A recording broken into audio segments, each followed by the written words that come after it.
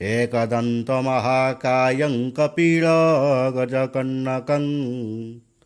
मूषिकवाहनं शैव गणादिज्ञं नमो नमः। दीपं ज्योति परं ब्रह्म दीपं ज्योति जनार्दन दीपं ज्योति हरेत पाप पूजा दीप नमस्तुते। संसार सुखी रखନ୍ତୁ। शुभ चैत्र मास कृष्ण पक्ष तृतीया तिथि शुक्रवार रे समस्त श्रद्धालु भक्त मानଙ୍କୁ आशीर्वाद करन्तु, चलापथ को सीमित करन्तु, मनस्कामना पूर्ण करन्तु। खरबं स्थूलातनं गजेन्द्रवदनं लम्बोदरं सुन्दरं पश्यन्नन गन्धर्वमधुकं व्यालगण्डस्थलं दन्ताघातविदयितरुद्रे सिन्दूरं शोभाकरं वन्दे शैलसुतासुतगणपति सिद्धिप्रदं कामदं। वक्रतुण्ड महाकाय सूर्यकोटिसमप्रभ निर्विघ्नं कुरु मे देव